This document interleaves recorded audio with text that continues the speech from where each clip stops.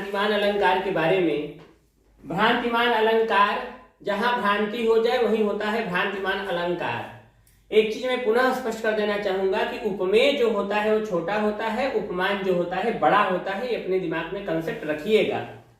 यहाँ पे बोल रहे हैं जहां पर सादृश्य के कारण उपमेय में उपमान का भ्रम हो तथा उपमेय को ही उपमान समझ लिया जाए। उपमेय को ही उपमान समझ लिया जाता है जहां पे, वहीं पर भ्रांतिमान अलंकार होता है। जैसे हम एग्जाम्पल देखें, नाक का मोती अधर की कांति से, बीज दाड़िम का समझकर भ्रांति से, देखकर सहसा हुआ शुक मौन है, सोचता है अन्य शुक यह कौन है। नाक का मोती जो उर्मिला है, उर्मिला के नाक का जो मोती है, नाक का जो मोती है अधर की कांति से, उनके ओठों के कांति से, चमक से एकदम लाल हो चुका है। जो नाक का मोती है एकदम लाल हो चुका है। बीज दाड़िम का समझकर, और इतना लाल हो गया है कि उसे हम अनार का बीज समझते हुए, अनार का बीज समझते हुए देखकर सहसा हुआ सुख मौन है। एक तोता है जो कि पिंजड़े में बैठा है, उनके नाक के मोती को अनार का बीज समझते हुए वह एकदम मौन हो चुका है और सोचता है अन्य सुख यह कौन है। ये पिंजड़े में बैठा हुआ तोता ये समझ रहा है कि ये वहां पे कोई और सुग्गा या और तोता बैठा हुआ है जो कि अपने चोंच में अनार के बीज को पकड़े हुए है। तो यहाँ पे उसे भ्रांति हुआ, उर्मिला के नाक को ही उसने एक अन्य सुख समझा, एक अन्य तोता समझा। तो इस प्रकार देखिए, उत्प्रेक्षा अलंकार की हम बात करें। उत्प्रेक्षा अलंकार बहुत ही आसान है। इसको हम समझ सकते हैं एक ट्रिक के द्वारा, जहां पे आपको मन, जन, मानो, जानो, निश्चय, मनहु, जानहु, मेरे, जान, इव ये दिखाई दे, वहां तुरंत आप बोले उत्प्रेक्षा अलंकार। उत्प्रेक्षा अलंकार की परिभाषा पे हम विचार करें पहले। उपमेय और उपमान भिन्न होते हुए भी जहां उपमेय में उपमान की संभावना की जाए वहां उत्प्रेक्षा अलंकार होता है। उपमेय और उपमान जब बार बार परिभाषा में आता है तो लोग कंफ्यूज हो जाते हैं कि क्या होता है उपमेय, क्या होता है उपमान। मैं बार बार बताता हूं, उपमेय जो होता है वो छोटा होता है, उपमान जो होता है वो बड़ा होता है आकार में। इसको ध्यान में रखिएगा। उत्प्रेक्षा अलंकार का हम एग्जाम्पल देखें। नेत्र मानो कमल है। यहाँ कमल जो है, कमल का फूल बड़ा होता है, नेत्र आपका छोटा होता है, तो नेत्र आपका उपमेय हुआ, कमल का फूल उपमान हुआ। यहाँ पे नेत्र को ही कमल मान रहा है, अर्थात उपमेय में उपमान की संभावना की जा रही है, इसलिए उत्प्रेक्षा अलंकार है। और मानो शब्द से ही हम जान जाएंगे कि उत्प्रेक्षा अलंकार है, क्योंकि यहाँ मानो है। उत्प्रेक्षा अलंकार 3 प्रकार के होते हैं: वस्तुत्प्रेक्षा, हेतुत्प्रेक्षा, फलोत्प्रेक्षा। वस्तुत्प्रेक्षा क्या है? जहां एक वस्तु में दूसरी वस्तु की संभावना की जाए, एक वस्तु में दूसरी वस्तु की संभावना की जाए, वहां वस्तुत्प्रेक्षा होता है। जैसे सोहत ओढ़े पीत पट, श्याम सलोने गात, मनहु नील मन शैल पर, आतप पर्यो प्रभात। देखिए यहाँ पे क्या है, श्री कृष्ण भगवान जो हैं पीत पट ओढ़े हुए हैं, उनके श्यामल शरीर पर ये जो पीतांबर है, जो पीत पट अपना ओढ़े हुए हैं श्री कृष्ण भगवान, ऐसा लग रहा है मनहु नीलमणि शैल पर, नीलमणि पर्वत पर सूर्य का प्रकाश सुबह सुबह पड़ रहा है। तो यहाँ पर जो हम देख पा रहे हैं कि मनहु जो वर्ड है, मनहु वर्ड से हम जान जाएंगे कि ये वस्तुत्प्रेक्षा है। और उपमेय जो है वो श्री कृष्ण का श्याम शरीर है, और उपमान जो है नीलमणि पर्वत है। तो यहाँ हम देख रहे हैं कि श्री कृष्ण भगवान के श्याम शरीर को हम उपमेय बोले हैं और नीलमणि पर्वत को उपमान बोले हैं। अब हम बात करेंगे हेतुत्प्रेक्षा के बारे में। कारण के न होने पर भी कारण की संभावना की जाए, कारण के न होने पर भी कारण की संभावना जहां की जाती है वहां पे हेतुत्प्रेक्षा, हेतु माने कारण ही होता है, हेतुत्प्रेक्षा अलंकार होता है। अरुण भय कोमल चरण भुवि चलिबे ते मान। जो कोमल चरण है वो एकदम लाल हो चुके हैं, लाल हैं। भुवि चलिबे ते मान, ऐसा लग रहा है कि पृथ्वी पे चलने पर वह लाल हो गया है, पृथ्वी पे चलने पर वह लाल हो गया है। अब हम बात करेंगे फलोत्प्रेक्षा के बारे में। फलोत्प्रेक्षा अलंकार, जब फल न होने पर भी फल की संभावना की जाए, जब फल न होने पर भी फल की संभावना की जाए तो वहां पर होता है फलोत्प्रेक्षा अलंकार। बढ़त ताड़ का पेड़ यह मन चूमन आकाश। आपको पता है कि जो भी पेड़ होगा कभी भी आकाश को चूम नहीं सकता। वहां एक फल न होने पर भी फल की संभावना बताई जा रही है, सबको पता है। बढ़त ताड़ का पेड़ यह मन चूमन आकाश। तो मनु शब्द यहाँ आ गया।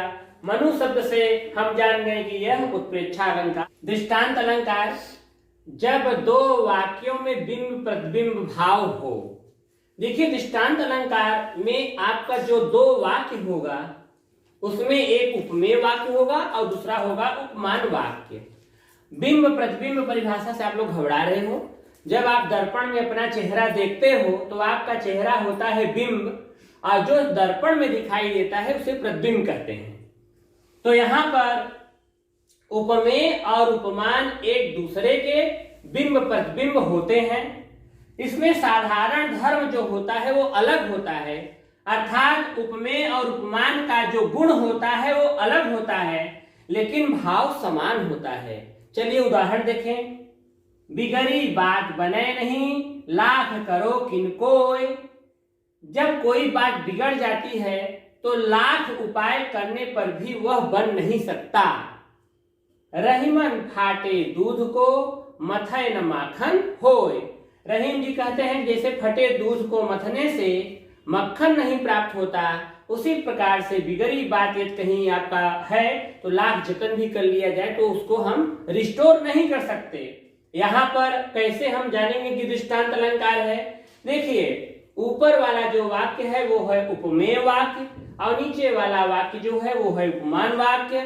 यहाँ पर बिगड़ी बात और दूध का जो गुण है वो अलग है, समान होता है। जैसे ऊपर वाले वाक्य का जो भाव है वही नीचे वाले वाक्य का भाव है, लेकिन इसमें साधारण धर्म और गुण क्या होता है, अलग होता है। अब आप कहेंगे बिगड़ी बात क्या होता है?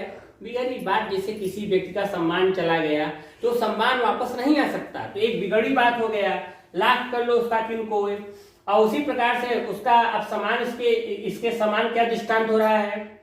रहीमन फाटे दूध को मथै न माखन होय। जिस प्रकार से फटे दूध को मथने से मक्खन नहीं होता। तो ये हो गया दृष्टांत अलंकार।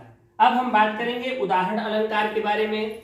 उदाहरण अलंकार में जब एक वाक्य को कहकर उसके उदाहरण के रूप में दूसरा वाक्य कहा जाए, जब एक वाक्य को कहकर उसके उदाहरण के रूप में दूसरा वाक्य कहा जाए तो वहां पे होता है उदाहरण अलंकार। इसका ट्रिक तो दिया है जिमी और ज्यों। जिमी ज्यों यदि आपको दिखाई दे तो आप सीधा बोलिए कि वह उदाहरण अलंकार है। एग्जाम्पल बहुत अच्छा है, इसका उदाहरण बहुत अच्छा है। वे रहीम नर धन्य है परोपकारी अंग, बाटन वारे को लगे ज्यों मेहंदी के रंग। तो देखिए ज्यों वर्ड यहाँ आ गया, ज्यों देख करके ही हम जान जाएंगे उदाहरण अलंकार है और ऊपर वाले के अर्थ से नीचे वाला भी अर्थ निकाला जाएगा।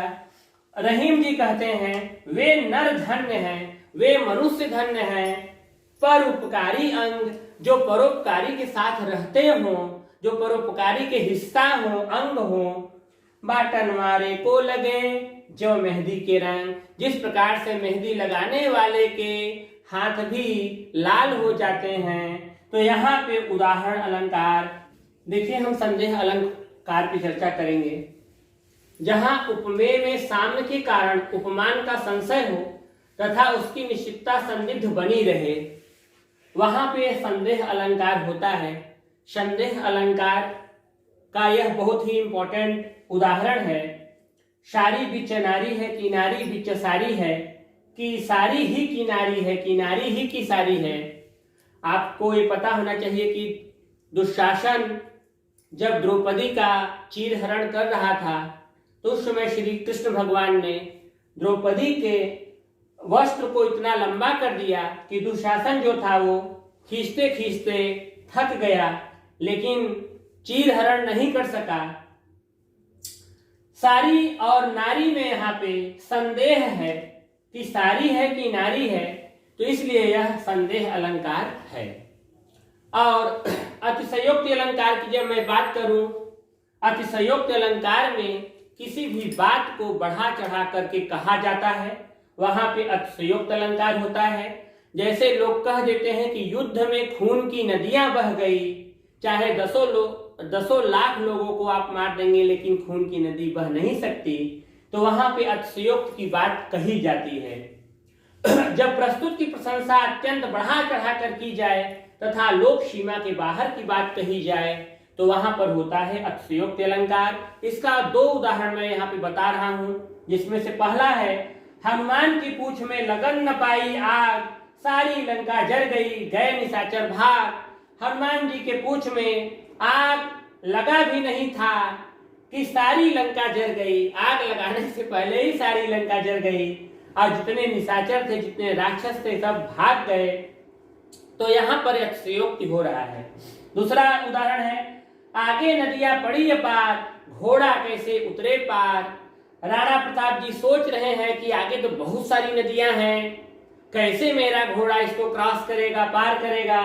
राणा ने सोचा इस पार, राणा प्रताप जी इस पार ही सोच रहे थे, तब तक चेतक था उस पार। मतलब उनका घोड़ा इतना शक्तिशाली था कि सोचते ही वह नदियों को पार कर गया।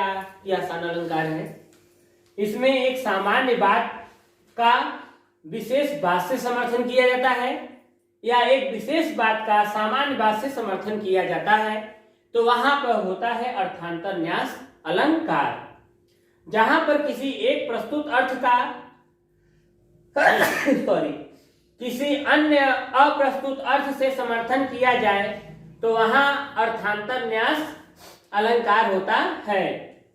जो बड़ेन को लघु कहे, ना ही रहीम घट जाए। जो बड़ेन को लघु कहे, ना ही रहीम घट जाए। बड़े को छोटा कहने से वह छोटा नहीं हो जाता। गिरिधर मुरलीधर कहे, गिरिधर गिरि को धारण करने वाले भगवान श्री कृष्ण को मुरलीधर कहने पर, उनको मुरली उठाने वाला कहने पर कुछ दुख मानत नहीं। भगवान श्री कृष्ण कुछ भी इसमें दुख नहीं मानते हैं। तो यहाँ पे गिरिधर आपका विशेष बात था, जिसे मुरलीधर सामान्य बात से समर्थन किया गया।